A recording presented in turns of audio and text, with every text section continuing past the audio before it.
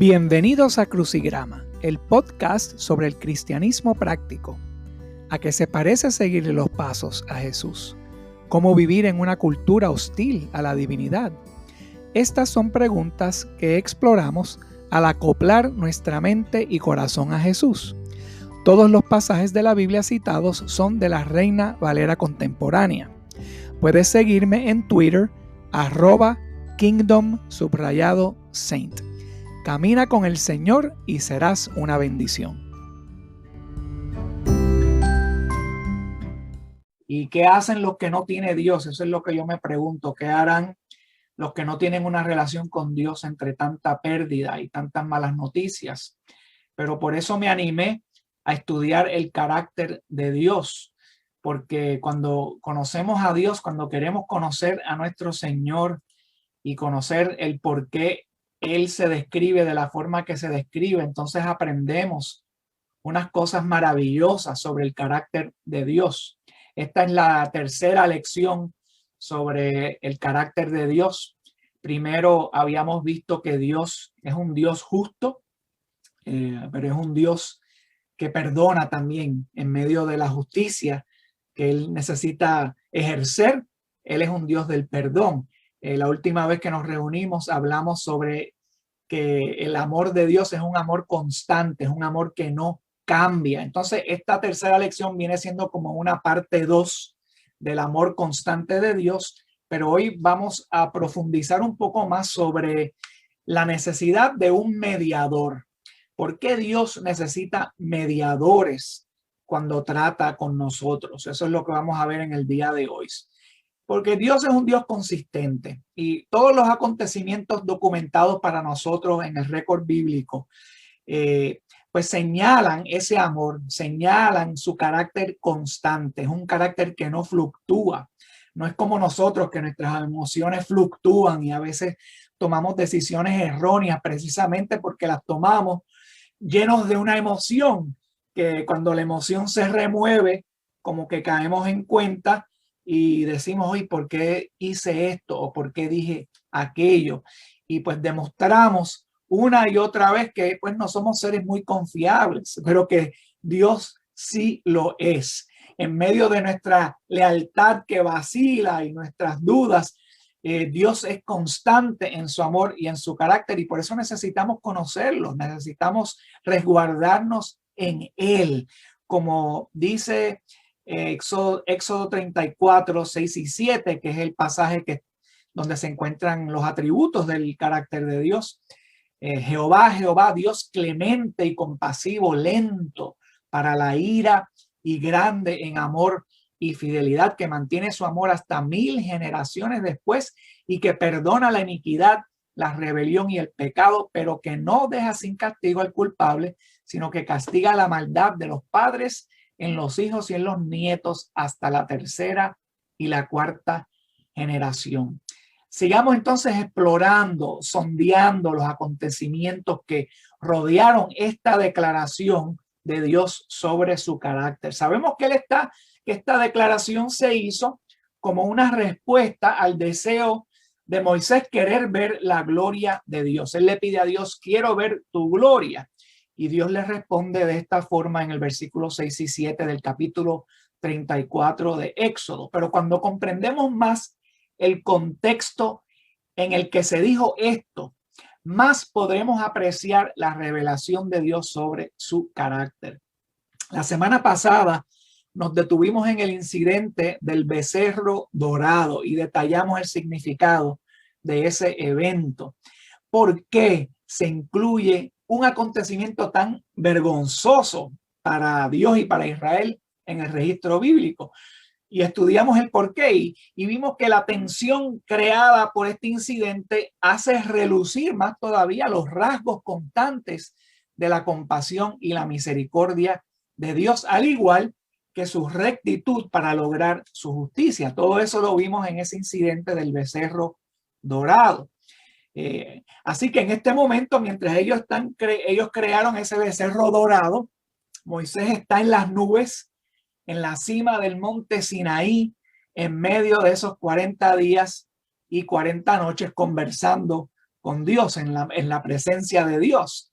Y fue en Éxodo capítulo 32, versículo del 7 al 10, que vamos a leer ahora, donde dice: el Señor le dijo a Moisés: baja, porque ya se ha corrompido el pueblo que sacaste de Egipto. Demasiado pronto se han apartado del camino que les ordené seguir, pues no solo han fundido oro y se han hecho un ídolo en forma de becerro, sino que se han inclinado ante él, le han ofrecido sacrificios y han declarado: Israel, aquí tienes a tu Dios que te sacó de Egipto. Ya me he dado cuenta que este es un pueblo terco, añadió el Señor dirigiéndose a Moisés. Tú no te metas, yo voy a descargar mi ira sobre ellos y los voy a destruir. Pero de ti, Moisés, haré una gran nación. Entonces aquí ya vemos que Dios está en un punto donde ya su ira ha crecido lo suficiente como para decir: bueno, ya terminé con este pueblo. Es un pueblo terco, es un pueblo que justamente seguida que ya les di unas órdenes, ya rápido están tornando de ellas. Y en este versículo 10, aquí en la Nueva Versión Internacional, dice: tú no te metas, pero en realidad esa frase en el hebreo es: déjame en paz, o dame reposo, o déjame descansar. Dios no quería estar ardiendo de ira, él quería reposo, él quiere paz, que es la frase hebrea yanak. Y por eso él dice: déjame descargar mi ira sobre ellos para estar en paz. Pero aquí Moisés se destaca en este momento. Moisés, cuando vimos a Moisés por primera vez encontrándose con Jehová Dios, cerca de este monte, ¿no? En la zarza ardiente, Moisés le había dado 5 excusas a Dios de por qué no podía ir a interceder o no quería ir a interceder por el pueblo en esa misma montaña donde se encuentra ahora. Y ahora, después de dar 5 excusas, y ese es otro estudio bíblico que podemos hacer, las 5 excusas de Moisés, ahora él intercede por Israel 5 veces. Y eso es lo que vamos a ver en el día de hoy, en esta lección, los 5 hechos de intercesión de Moisés.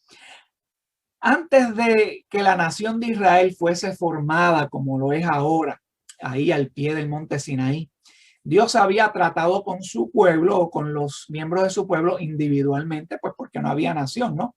Habló con Adán, habló con Noé, con Abraham, con Isaac, después habló con Jacob, con Israel. Y pues las familias de todos estos individuos, de estos patriarcas, fueron bendecidas debido a su relación con el individuo justo. Dios escogió esta familia simplemente porque en ellos había visto algo justo. Noé fue la única persona justa, por ejemplo, que Dios se encontró. Después escogió a Abraham.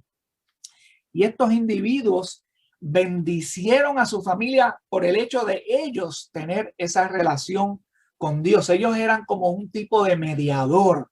Vimos un poco de esta mediación cuando Abraham intercede por Sodom y Gomorra, y intercede por ese pueblo en nombre de su sobrino Lot, en Génesis 18, versículos 20 en adelante. Abraham intercede por la salvación de una ciudad malvada en nombre de la justicia de un solo individuo, su sobrino Lot. Y sabemos lo que aconteció. Lot y su familia, sí, fueron salvados. ¿Por qué? Por Abraham, ¿no? Porque por su relación con Abraham, porque el resto de Sodoma y Gomorra no fueron salvos. Dios no encontró ni 5 justos. No encontró solamente a Lot y su familia. Y bueno, y Lot y sus hijas y su esposa se salvaron pues por Lot, no por ellos mismos, porque sabemos que la esposa después no obedeció las palabras del ángel y miró hacia atrás y se convirtió en un pilar de sal. Pero ahora vamos a poder apreciar más la mediación en esta conversación que tenemos grabada aquí en Éxodo 32 en adelante, que es lo que vamos a examinar en el día de hoy. Cómo es esta transacción entre la persona mediadora y Dios. Y vemos el primer hecho de intercesión de Moisés aquí en Éxodo 32, 11 y 12, donde leemos: Moisés intentó apaciguar al Señor su Dios y le suplicó: Señor, ¿por qué ha de encenderse tu ira con este pueblo tuyo que sacaste de Egipto con gran poder y con mano poderosa? ¿Por qué dar pie a que los egipcios digan que nos sacaste de su país con la intención de matarnos en las montañas y borrarnos de la faz de la tierra? Calma ya tu enojo, aplácate y no traigas sobre tu pueblo esta desgracia. Fíjate cómo Moisés le apela al Señor. Esta fue la intercesión fundamental de Moisés. ¿Por qué debe arder tu ira contra tu pueblo? No destruyas tu pueblo, no canceles ese convenio. O sea, Moisés estaba preocupado por cómo los egipcios iban ahora a mirar a Dios después de Dios hacer todas esas obras maravillosas y declarar su nombre poderoso. Ahora de repente los egipcios iban a pensar, bueno, este es un Dios que es tal vez bipolar, es un Dios bipolar, porque en un momento dice una cosa y después dice otra. Y Moisés dice, no hagas eso, porque tus calificaciones van a bajar. De las 5 estrellas que te dieron, ahora te van a dar una y van a pensar que eres inconsistente. Y así, usando esa apelación, Moisés intercede esta primera vez por su pueblo.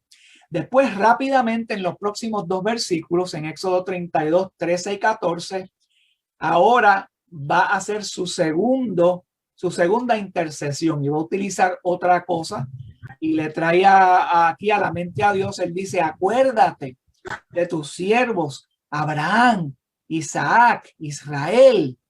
Tú mismo les juraste que harías a sus descendientes tan numerosos como las estrellas del cielo. Tú les prometiste que a sus descendientes les darías toda esta tierra como su herencia eterna. Entonces, después del Señor escuchar eso, se calmó y desistió de hacerle a su pueblo el daño que le había sentenciado.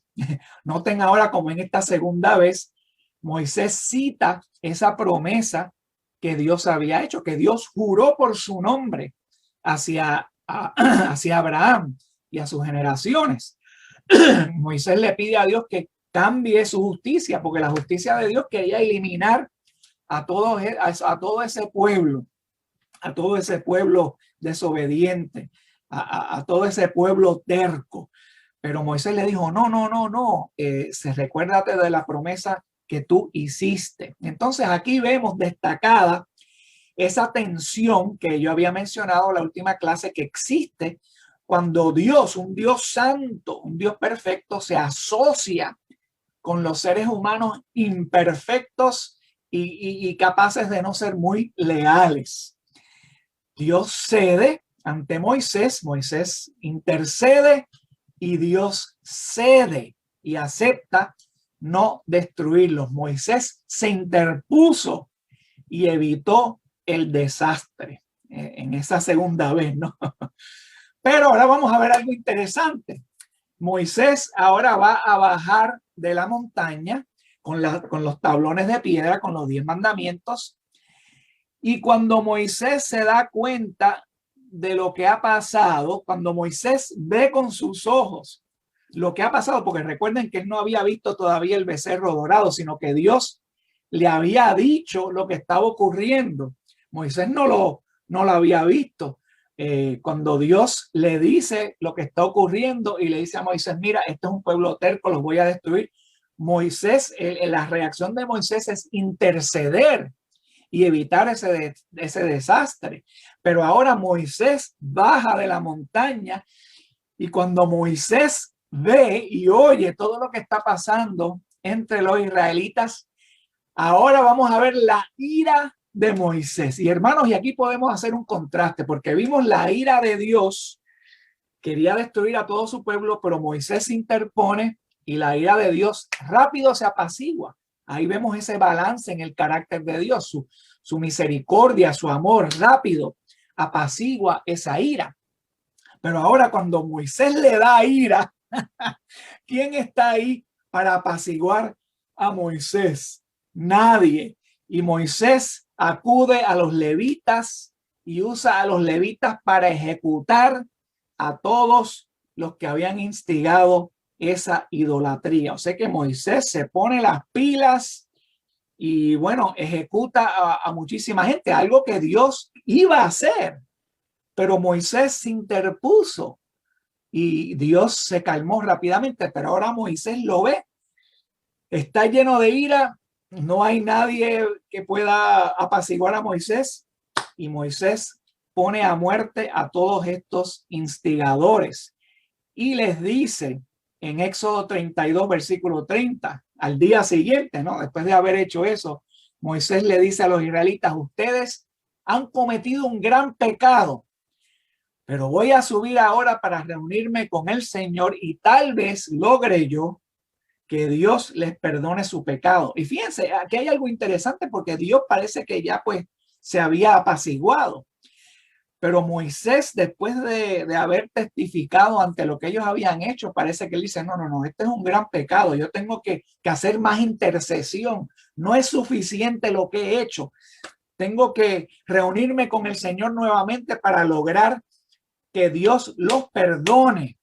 Moisés le dice a estos sobrevivientes que tiene que hacer algo para expiar ese gran pecado. No estaba satisfecho, pero noten ese nuevo papel. Él se ha interpuesto entre un pueblo empeñado en hacer el mal y un Dios santo. Él reconoció el papel que estaba desempeñando, un papel muy sagrado de desempeñar, uno difícil, pero uno que es honorable y justo, tal y como el que hace Jesús. Por eso es que Moisés es la sombra, una de las sombras de Jesús, porque Jesús ahora está ante el Padre en el cielo, justamente intercediendo por nosotros.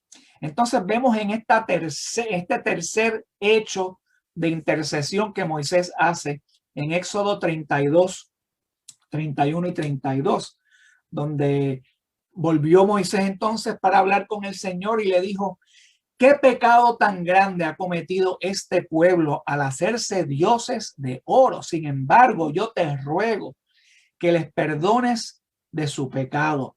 Pero si no vas a perdonarlos, y bórrame del libro que has escrito. Moisés intercede ahora por todos esos cómplices y hasta ofrece su propia vida. Fíjense que es como un tipo de Cristo. Cristo ofreció su vida por nosotros. Él supo que lo único que podía expiar nuestro pecado era su propia vida. Y Moisés ofrece su vida no para expiar los pecados, sino ofrece su vida si es que no hay más ninguna otra cosa que se pueda hacer. Y ahora, después, Dios añade, bueno, si voy con ellos de ahora en adelante, voy a terminar destruyendo este pueblo por su terquedad. Y la gente pues se entristeció mucho al escuchar que Dios ya no quería ir con ellos. Él dijo, mi presencia irá con ustedes, mi ángel irá con ustedes, pero mi presencia no, porque si no, los voy a destruir por su terquedad. Que vemos aquí nuevamente destacada esa tensión que hay entre la relación de un Dios santo con un pueblo terco, un pueblo empeñado en hacer el mal. Y nosotros diríamos, bueno, ¿y para qué? ¿Por qué nosotros vamos a querer tener una relación con alguien que no quiere tener una relación con nosotros, ¿verdad? Nosotros como seres humanos nos preguntamos, ¿y para qué me voy a molestar yo con una persona que no tiene deseos de ser mi amigo, no tiene deseos de obedecerme, no tiene deseos de complacerme? ¿Para qué? No, nosotros no nos molestamos con nadie así. Pero aquí vemos la diferencia entre nosotros y el carácter consistente, el amor constante de Dios, los atributos de su carácter. Aquí los vemos resaltar preciosamente porque precisamente Dios trabaja duro para mantener esa relación con nosotros. Él quiere forjar una relación. pero es su pueblo el que tiene problemas, pero el intercesor, el mediador, que en este caso es Moisés, él ve la necesidad, él quiere que Dios cumpla con su promesa y él ve el beneficio de eso, ¿no? La bendición de eso, y por eso él se ofrece como mediador, cae en ese rol de lo más bien. Y aquí vemos entonces que Dios les dijo que, bueno, mi ángel irá con ustedes. Y después de esto, de estos hechos, es que la Biblia nos dice que el Señor habla con Moisés cara a cara, como él habla con un amigo, demostrando ese tipo de relación que Dios tiene con su mediador. Entonces viene la cuarta intercesión de Moisés en Éxodo 33, el próximo capítulo, versículos 12 y 13. Éxodo 33, versículos 12 y 13, donde Moisés le dice al Señor: tú insistes en que yo debo guiar a este pueblo, pero no me has dicho a quién enviarás conmigo. También me has dicho que yo soy tu amigo, que cuento con tu favor. Pues si realmente es así, dime, ¿qué quieres que haga? Así sabré que en verdad cuento con tu favor. Ten presente que los israelitas son tu pueblo. Y Dios le responde: mi presencia irá contigo y yo te daré descanso. Y nuevamente en el versículo 15 leemos aquí: o vas con todos nosotros, replicó Moisés, o mejor no nos hagas salir de aquí. Si no vienes con nosotros, ¿cómo vamos a saber, tu pueblo y yo, que contamos con tu favor? O sea, Moisés estaba molesto, ¿no? Moisés no estaba satisfecho que solamente el ángel de Jehová iba a ir con ellos. Él quería que Dios presente fuese con ellos y los acompañara durante todo su jornada. Y no quería otra respuesta, no aceptaba nada más. Y ese es el resultado de un mediador. Así es como se destaca el mediador. Él negocia, está negociando con Dios por su pueblo. Y claro, su pueblo pues no tenía ningún rasgo justificador ante todas estas cosas. Dios los quería eliminar. Pero Moisés dice: no, trayéndole a la memoria a Jehová Dios su promesa a Abraham y luchando para que la presencia de Dios fuese con ellos. Y aquí justamente en esta parte es cuando Moisés le pide a Dios que le muestre su gloria. Y después acontece que Dios lo pone en la cueva de la montaña, le muestra su gloria y proclama su nombre y hace que toda su bondad, toda su santidad pase delante de él. Entonces seguimos aquí en el versículo 19 y 20, donde Dios dice: voy a darte pruebas de mi bondad y te daré a conocer mi nombre y verás que tengo clemencia de quien quiero tenerla y soy compasivo con quien quiero serlo. Pero debo aclararte que no podrás ver mi rostro, porque nadie puede verme y seguir con vida. Después Dios le da las instrucciones a Moisés de tallar 2 tablillas más para que el Señor vuelva a escribir los 10 mandamientos, porque Moisés en su ira había destrozado las primeras 2 tablas. Y aquí pues vemos en el capítulo 34, versículos 5 y 7, que el Señor descendió en la nube, se puso junto a Moisés, luego le dio a conocer su nombre, pasando delante de él, proclamó: el Señor, Dios clemente y compasivo, lento para la ira, grande en amor y fidelidad, que mantiene su amor hasta 1000 generaciones después y que perdona la iniquidad, la rebelión y el pecado, pero que no deja sin castigo al culpable, sino que castiga la maldad de los padres en los hijos y en los nietos hasta la 3ª y 4ª generación. ¿Qué declaración hace él? Fíjense. Y aquí entonces, después de que él dice o hace esa declaración, Moisés intercede una final vez, la vez número quinta, la quinta vez, en Éxodo 34, versículos 8 y 9, donde Moisés enseguida se inclina hasta el suelo y le oró al Señor de la siguiente manera: Señor, si realmente cuento con tu favor, ven y quédate entre nosotros.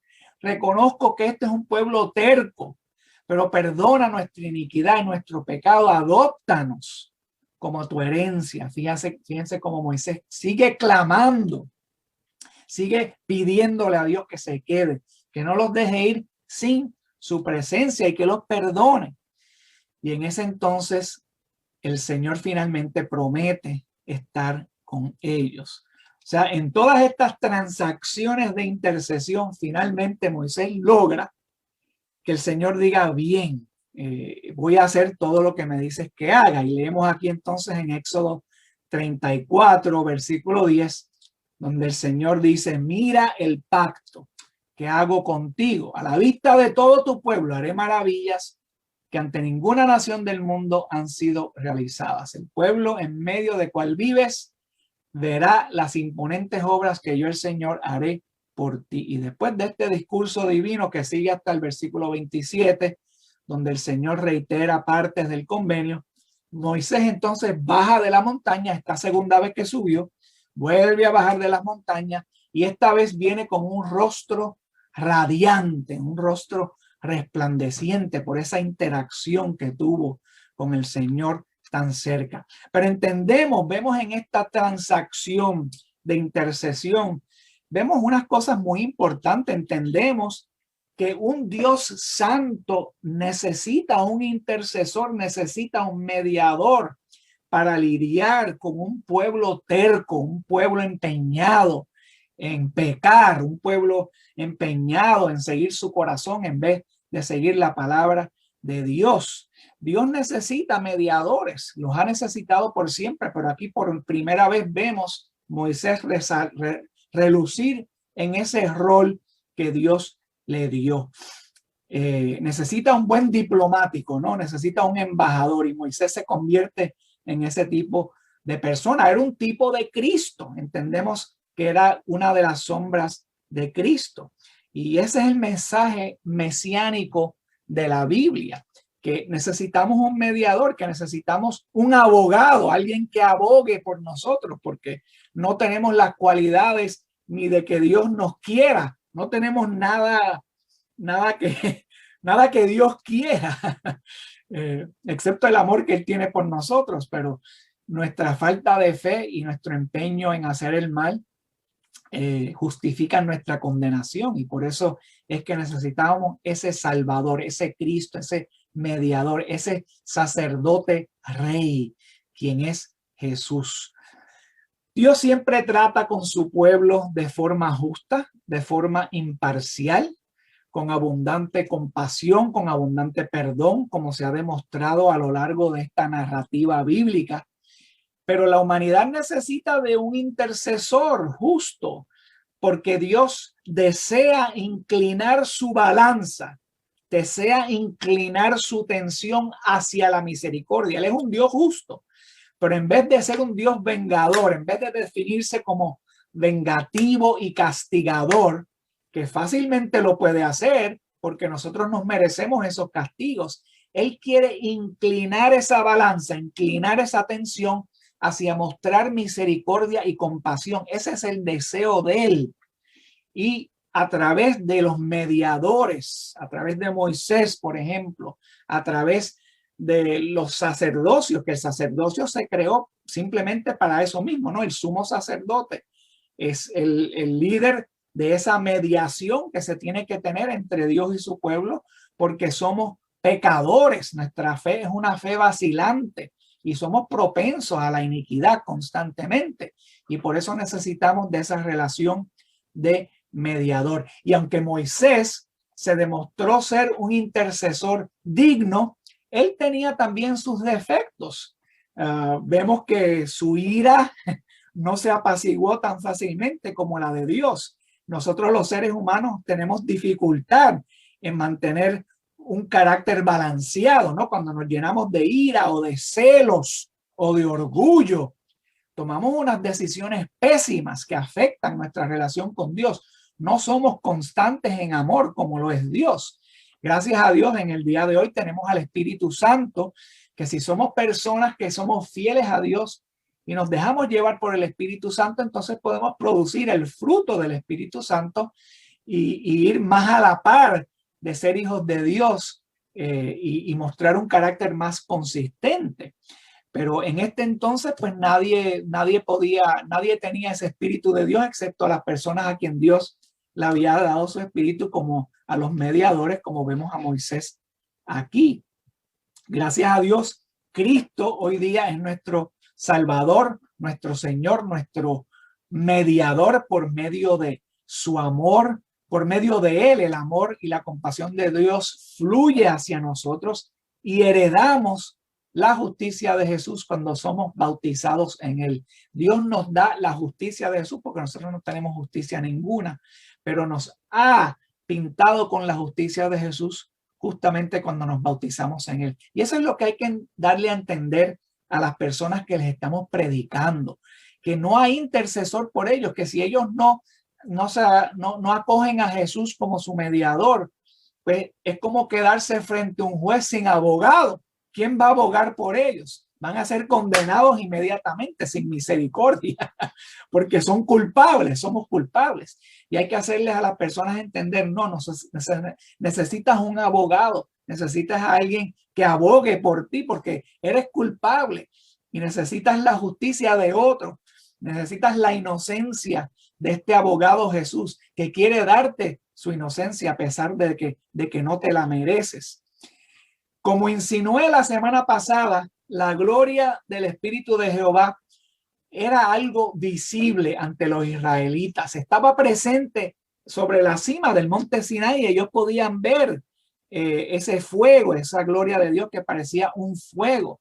O sea que había algo presente, algo visible que ellos podían ver y decir, Jehová está con nosotros. Y a través de los 40 años que le siguieron, la presencia de Jehová también se podía discernir visualmente en el pilar de nubes, en el pilar de fuego que los acompañó durante todos esos 40 años. El Espíritu de Dios, después de eso, después que encontraron pozo en su tierra y establecieron el tabernáculo, pues la presencia de Dios seguía presente ahí en el tabernáculo y el sumo sacerdote se encontraba con el Espíritu de Dios sobre el asiento de la misericordia entre los querubines y la nube del incienso ardiente.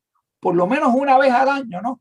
Se encontraba el sumo sacerdote con esa gloria de Dios, que siempre hubo algo físicamente evidente hasta durante el reino de Salomón, cuando Israel disfrutó una codiciada relación con Dios y se destacó como un pueblo sumamente exitoso.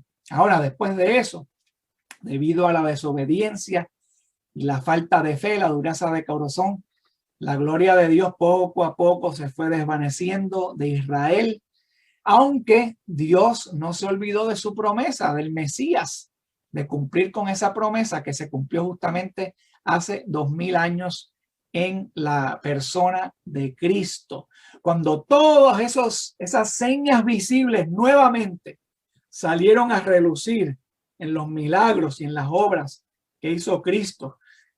Dios estaba poderosamente e innegablemente dando testimonio a través de Cristo que Él todavía estaba con su pueblo, pero las cosas no terminaron ahí, hermanos.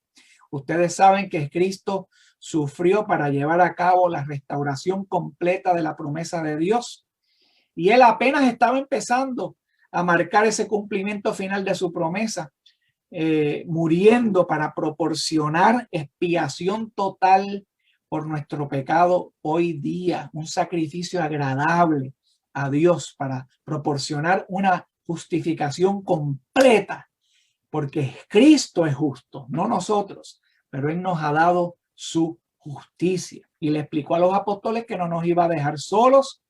Después de que fue resucitado, ascendió a su gloria. Los apóstoles tal vez en ese momento se sintieron más solos que nunca sin Jesús, porque ya no podían ver todas esas cosas maravillosas que Jesús había hecho.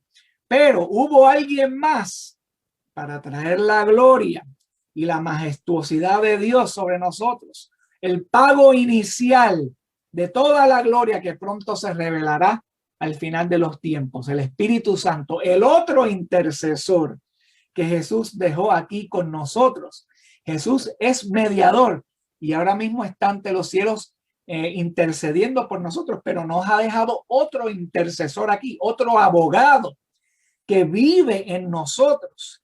Y como habíamos estudiado, creo que fue el año pasado, no me acuerdo ni ahora, las 19 cosas que hace el Espíritu Santo en nosotros. Ese mediador, Él está con nosotros y la gloria de Dios físicamente evidente, ¿cómo es que se muestra? Se muestra a través de este templo donde reside el Espíritu Santo, se muestra a través del fruto. Tal vez no hagamos esos milagros, no hagamos esas obras majestuosas, pero como dijo Jesús, vamos a hacer mejores obras, obras más grandes que las que hizo Él. Y esas son las obras que hacemos ahora como iglesia, que se muestran a través del fruto del Espíritu Santo. El signo visible de la gloria de Dios todavía está obrando en nosotros y se manifiesta a través de la iglesia. En estos últimos 2000 años, la iglesia ha sobrevivido toda institución terrenal y ha crecido. Jesús dijo que la iglesia nunca morirá. Y tenemos que entonces tener en cuenta, hermanos, que todavía nos acompaña el poder de Jehová y a través de su iglesia, que somos nosotros, el cuerpo de Cristo, la parte de Cristo que todavía físicamente está presente en la tierra. Tenemos que seguir dando muestras de su amor, que es la parte visible de la gloria de Dios, muestras de su amor, en cómo nos amamos los unos a los otros, cómo predicamos el evangelio y cómo funcionamos como un hombre con la mente de Cristo y las obras de Cristo.